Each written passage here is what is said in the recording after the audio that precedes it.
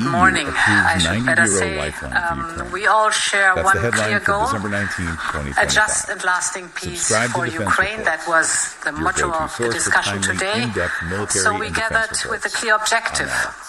to Join me address with Arya in Ukraine's the latest pressing deep dive by financing Defense Report needs for a for the sharp, next 2 no-nonsense years. breakdown of the latest And I'm in very global pleased defense to news, say we military made it. technology, and strategic We have developments. secured an Today, agreement we're going that deep. we can We're talking deliver about on the the dramatic Brussels financing summit needs that for just saw the Ukraine for approval the of a next 2 massive, years. and I mean massive As you financial know, package the for Commission Kiev. had proposed This came at such a two critical moment. Ukraine solutions, was really both staring down a legally financial cliff sound, edge, but the whole both thing was almost technically derailed by feasible. this deep, On deep one political hand, divide we over, well, proposed just how they were EU going to pay for it. borrowing on the And that's the real market, paradox here, isn't and it? on the That's other what we need to hand, unpack we had here, developed because after all the these intense, reparations loan. round-the-clock talks, Very important was in our discussion that last week already on Friday, we had sent a very clear and strong political message by immobilizing the Russian assets in the European Union over the long term.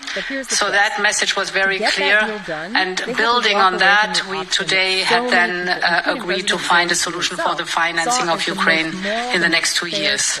The member states have agreed to finance the Ukraine through EU borrowing on the capital markets for an amount of 90 billion euros for the next 2 years. So it's a huge political We will win on do one this hand, by but a way kind of of legal and enhanced moral compromise on the other. cooperation Our mission that today is to cut through backed all that by the complexity. EU We're gonna budget break down the deal headroom. they made, figure out why the legal risks of seizing those assets won out, and what this all means for Ukraine's defense. And, the clock is ticking. Kiev needs this money flowing by April. It was a real high-wire act, balancing battlefield urgency against the stability of the entire global financial system. It's just a fascinating story of strategic compromise. Okay, so let's start with the facts, the deal that was made. After a very long day in Brussels on the 19th, they approved the $90 billion. How exactly is this money structured?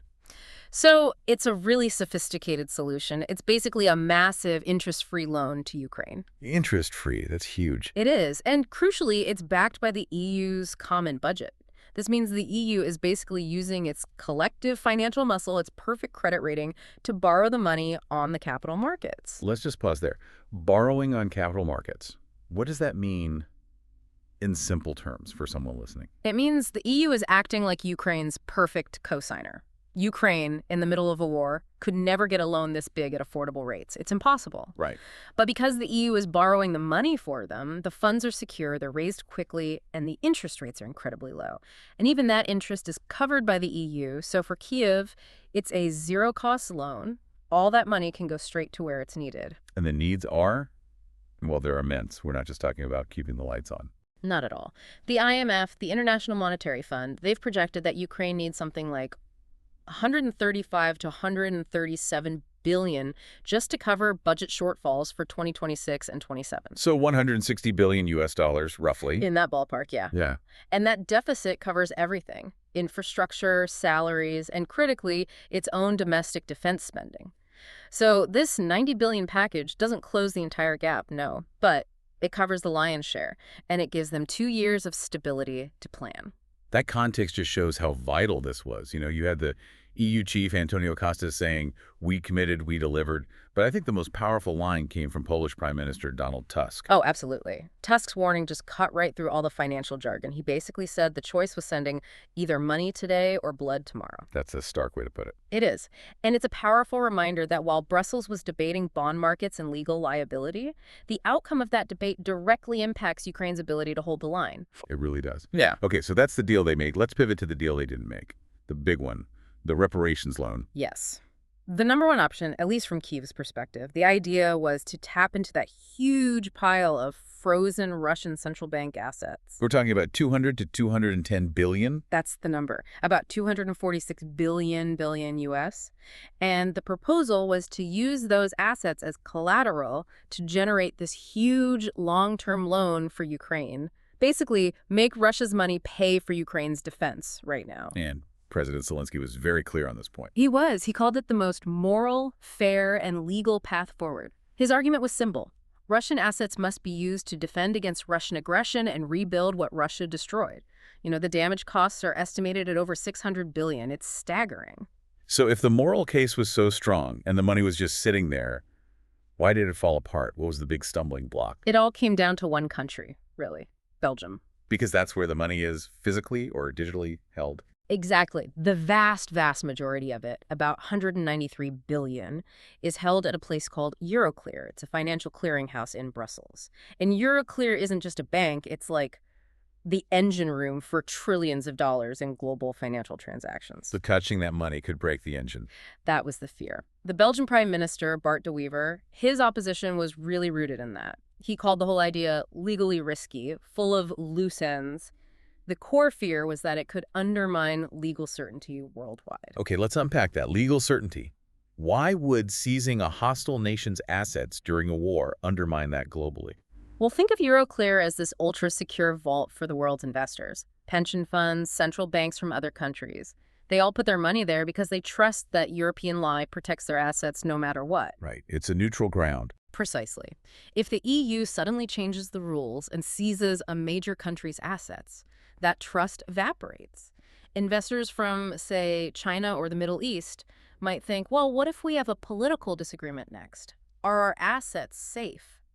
They could pull their money out of Europe, and that capital flight could cause a crisis far bigger than the 210 billion they'd gain. And I saw that Russia had actually just filed a lawsuit against Euroclear the week before. That couldn't have helped. That was critical. It wasn't a theoretical risk anymore. Russia was already fighting back legally, which just amplified all of Belgium's concerns about liability.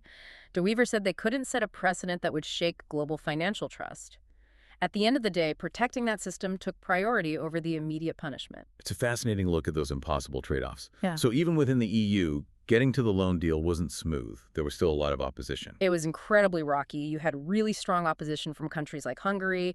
Prime Minister Orban called himself a peacemaker and flat out said, to give money means war. Slovakia and the Czech Republic were hesitant as well. They were very worried about the long-term financial risk. So how did they get them on board? How did they get that unanimous vote? It came down to a financial backstop.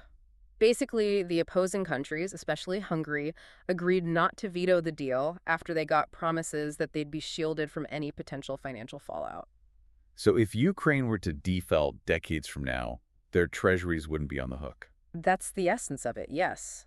Unity was purchased with financial protection, but even with that compromise, the strategic message was still really powerful.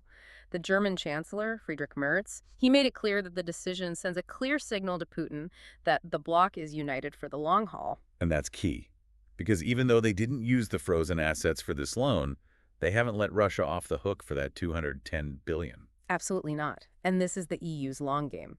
The Council President, Antonio Costa, he confirmed... Good morning. I should better say we all share one clear goal, a just and lasting peace for Ukraine. That was the motto of the discussion today.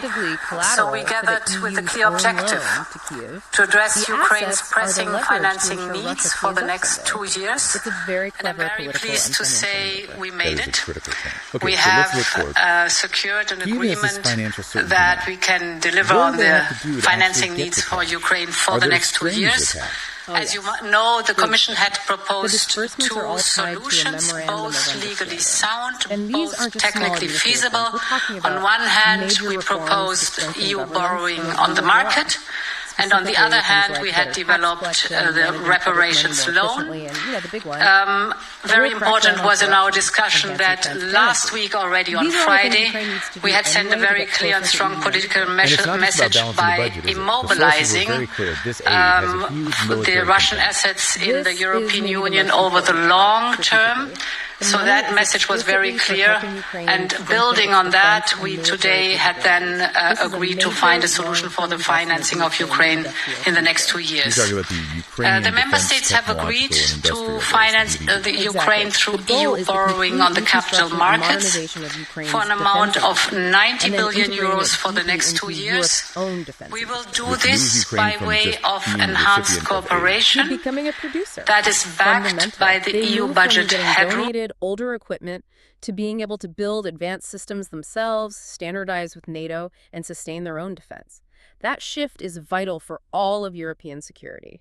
And having that financial certainty, especially for its industry, must give President Zelenskyy so much more leverage in his upcoming talks with the U.S. about security guarantees.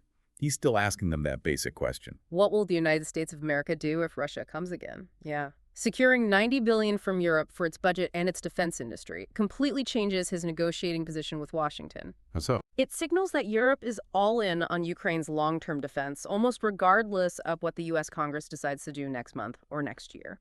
It puts the pressure back on the U.S. to show their commitment can match Europe's. All right, let's wrap this deep dive up. Two critical takeaways from this summit. First, Ukraine has immediate, solid financial relief through 2027.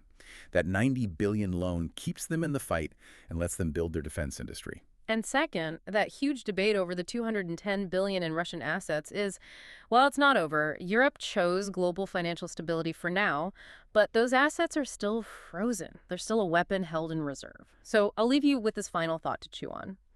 Since Europe decided to protect the global financial system instead of seizing the assets, what kind of leverage does that give Ukraine now? When they go to the U.S. and ask for concrete security guarantees, they can say, look, Europe has already guaranteed our industrial base. Does Europe's move actually force America's hand? A critical question to think about as this all unfolds. You've been listening to Defense Report by Alex and Arya, where we analyze the latest in military strategy, global defense, and advanced weaponry. Subscribe to Defense Reports, your go-to source for timely, in-depth military and defense reports. We'll catch you next time.